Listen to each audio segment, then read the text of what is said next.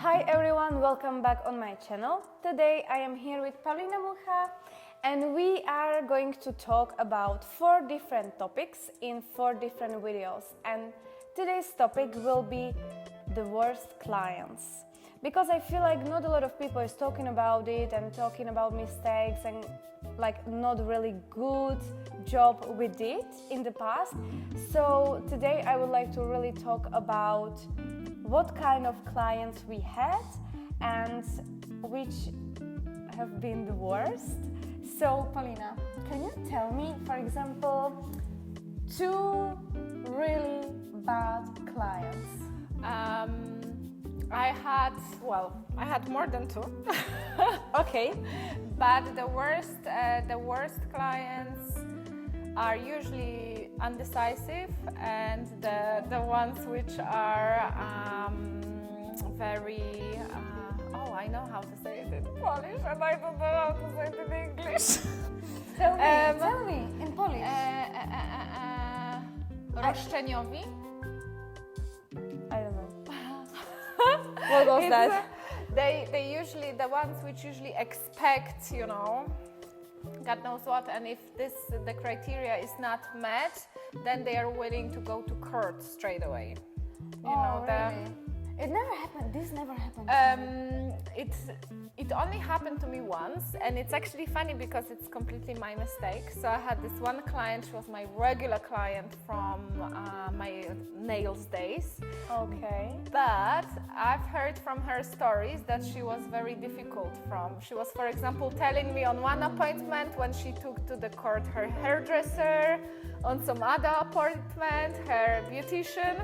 And then we stopped seeing each other because I stopped doing the nails. Mm-hmm. But then she decided to have permanent makeup with me. And on the beginning I was like, there was like an angel and the devil on my arms. And the angel was like, Paulina, everything's gonna be fine. And the devil was like, no, don't do it. I should have listened to the devil and don't do it. And I booked her for the appointment, and I thought like, she was always happy, she was my good customer, I never had any bad experience before, so why to have it now? And it's very funny because she was as well very undecisive. She didn't know what she wanted. She was over plucking her brows. She basically didn't know what she wants.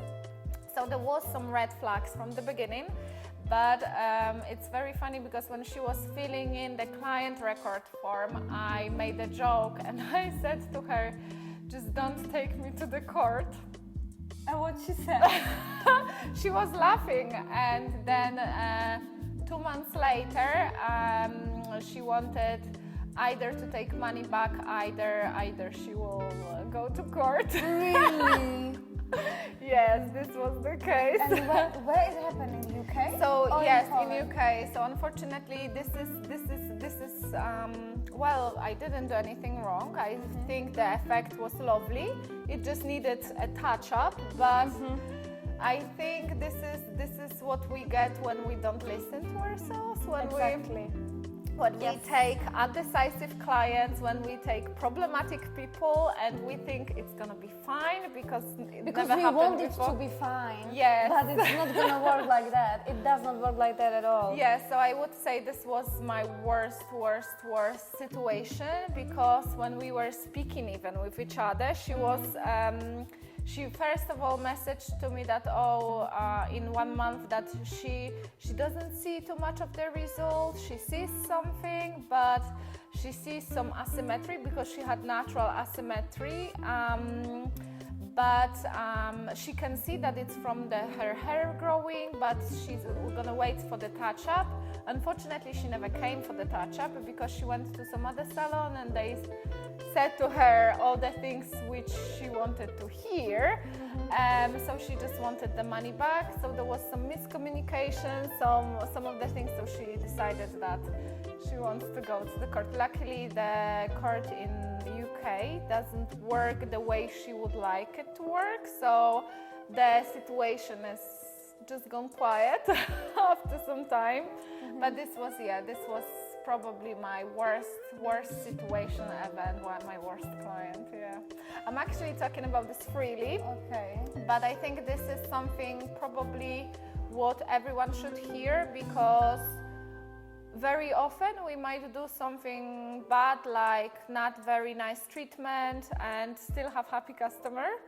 And sometimes we might do something the way it should be done, but somehow some people have completely different idea, and Exactly. yeah.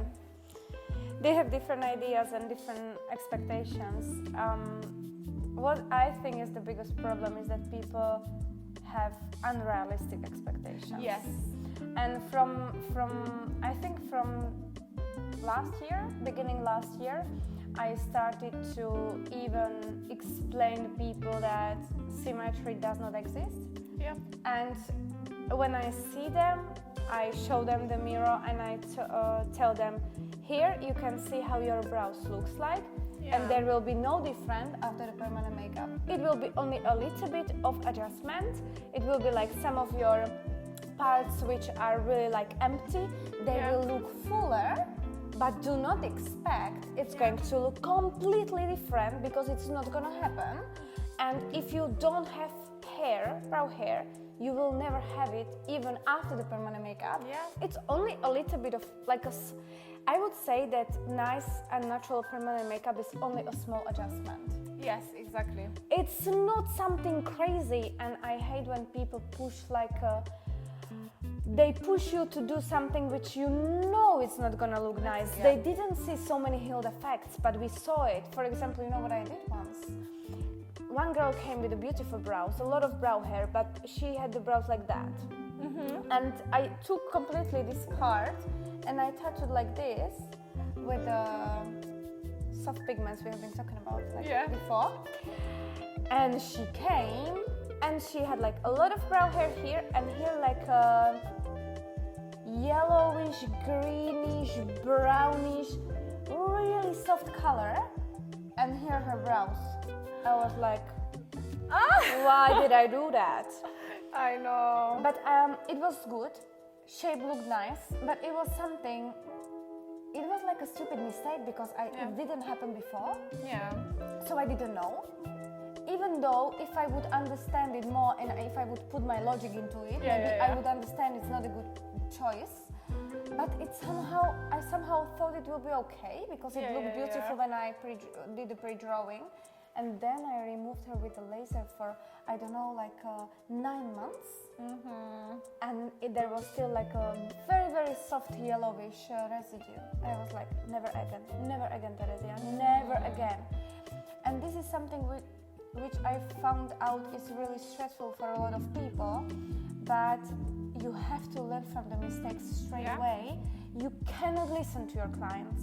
Of course, you can listen to them if they do your makeup for the wedding, but you cannot listen to them when you tattoo someone's face. And I was listening to my clients so many times, and it was so bad.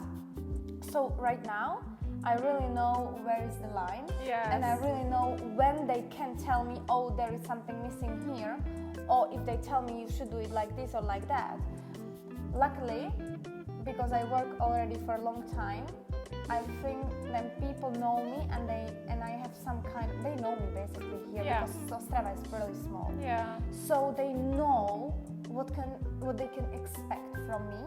So I don't have as much clients who would really push me to do something not good. Yeah.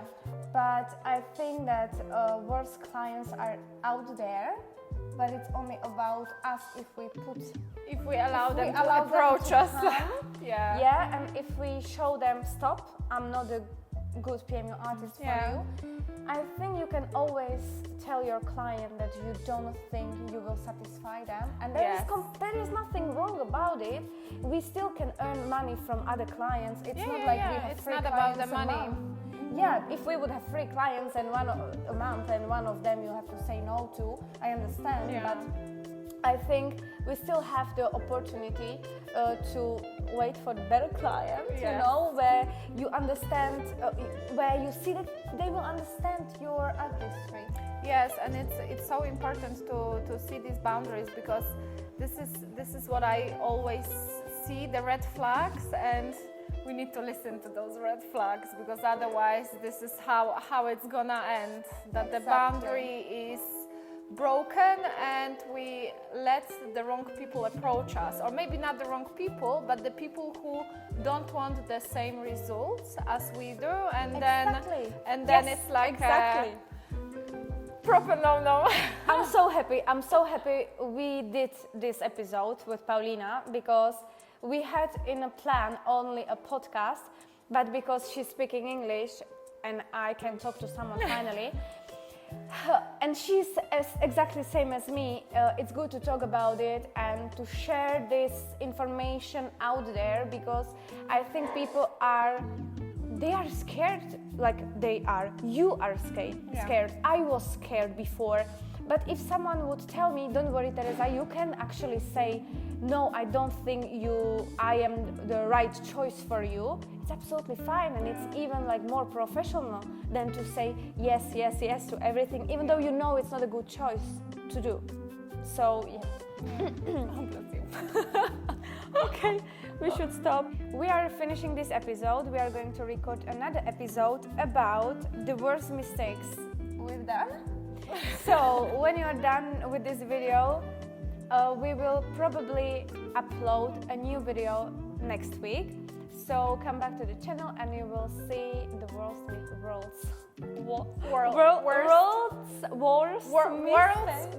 worst mistakes ever done in permanent makeup.